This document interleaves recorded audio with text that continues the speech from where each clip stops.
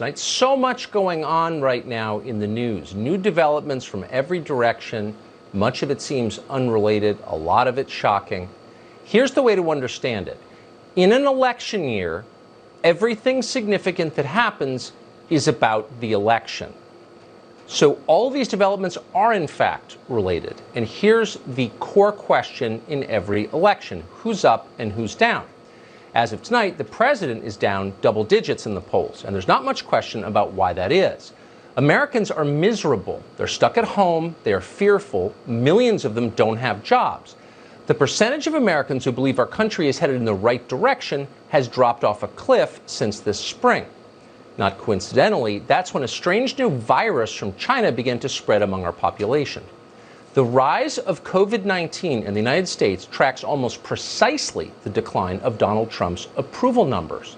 And the political lesson from this is clear. The more damage the Wuhan coronavirus does to America, the harder it is for the president to get reelected. That's not speculation. It is the most certain fact in American politics. Every Democratic office holder understands that. If the population remains terrified, Democrats will have more power in January. So the Democratic Party has every incentive to keep Americans afraid and off balance. For the next 97 days, they plan to do that. That is their entire campaign strategy. It's the only thing they're running on. Yesterday, the news site Breitbart posted a video of a group of physicians giving a press conference about medical advances in the fight against COVID. Some of the news the doctors delivered was hopeful because there is hopeful news to report. 17 million people saw that video. The president retweeted it. This enraged Democrats. Any scientific advancement that reduces the suffering of Americans in an election year is a threat to Joe Biden's campaign. So they decided to pull that video off the internet. 15 years ago, that would have been absurd. You couldn't have done it. This was America. You weren't allowed to ban a news story just because it might hurt your candidate's poll numbers. In any case, it was impossible. There were too many news outlets then. No one could control them all. That has changed. While the rest of us were sleeping, or in the case of so many of our senators taking payoffs from Google, a tiny number of left-wing corporations took virtually complete control of all news and information in this country. Now, if Democrats want to erase a politically inconvenient news story fewer than 100 days before an election, they can do that. And they did do it. Big tech censored science. They pulled the video of doctors in lab coats talking about coronavirus research, and they hid that video from the public. That's exactly what the Chinese government so often does, except when Silicon Valley erases your freedoms, they lecture you as they do it. They've got all the ruthlessness of Chinese authoritarians, but with double the self-righteousness. It's the American version. Thankfully, none of this applies to us at Fox News. We happen to work for one of the very few mass media companies left in America that is not controlled by Google or Facebook. We can report the news honestly. Big tech can't censor us, at least not right now. You're not allowed to watch these physicians on YouTube tonight, but we can show them to you here, and we're going to.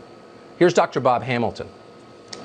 I think that is important that all of us who are here today realize that our kids are not really the ones who are driving the infection. It is being driven by older individuals.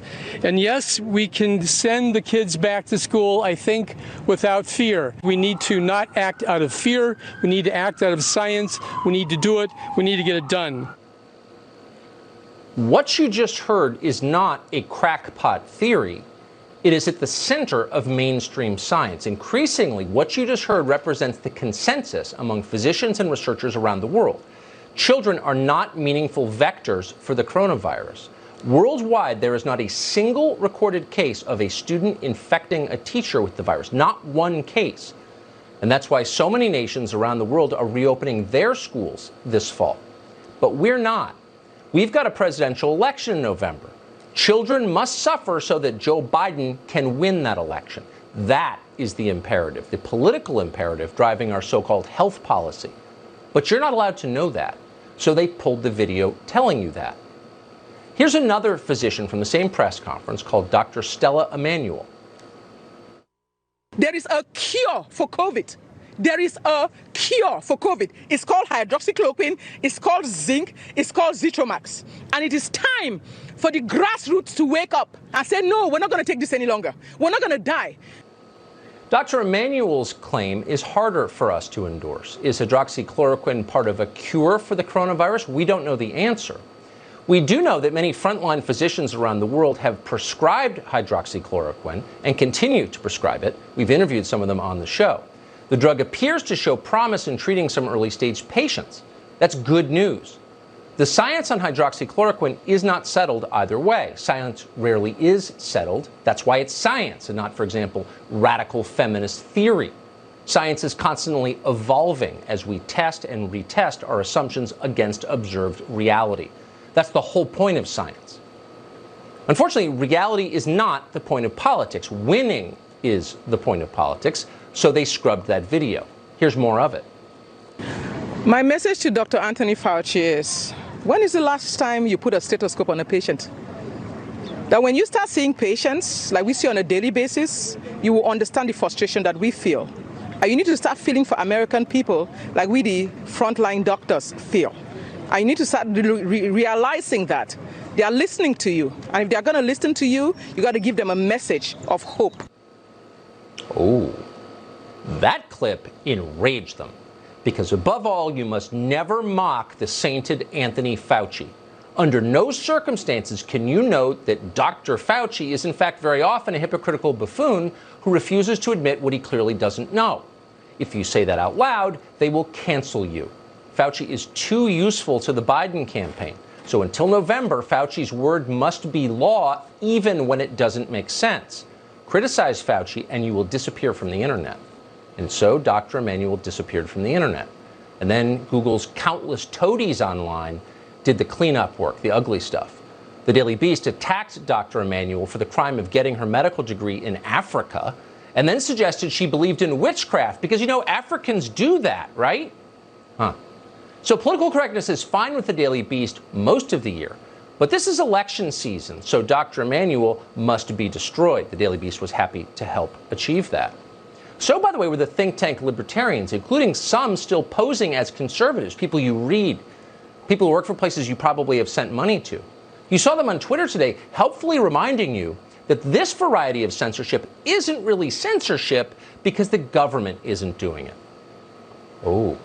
They didn't explain exactly why that distinction matters to anyone. In fact, censorship is always bad, whether it's imposed by Congress or whether it's imposed by monopolies that only exist because they receive special carve-outs granted to them by Congress. It doesn't matter. Censorship is always wrong. Censorship does not improve public health. In fact, it threatens public health. The authorities responsible for containing this pandemic clearly have failed. We know that. Some of them are decent people. They're trying their best. But despite their efforts, they have frequently been wrong. We know that because it's on tape. So what we desperately need now, as we always do in crisis, and especially in a crisis that can be solved by science, is more voices in the conversation, not fewer. Want proof? Here's the Surgeon General. Remember when he told us this? What the World Health Organization and the CDC have reaffirmed in the last few days is that they do not recommend the general public wear masks. Wearing a mask improperly can actually increase your risk of getting disease. Oh, so masks are dangerous. Right. That wasn't very long ago. Now masks are mandatory, and the cops will nab you if you're not wearing one. What does this tell us? It tells us what we already knew, if we were honest, which is that scientific consensus changes. That's the point. As we learn more, our conclusions change. Legitimate scientists understand that. That's called the scientific method. Big tech companies don't care one way or the other because their goal is not the truth. Their goal is to control the outcome of an election. It's not to protect public health. This isn't about public health, and it's not about science. It never was. It's about power. And no one in the history of the world has ever had more power than Google and Facebook have right now. So we should have seen this coming. People with power abuse that power, and people who have absolute power abuse it absolutely, as we learned. Alex Marlow, for one, did see it coming.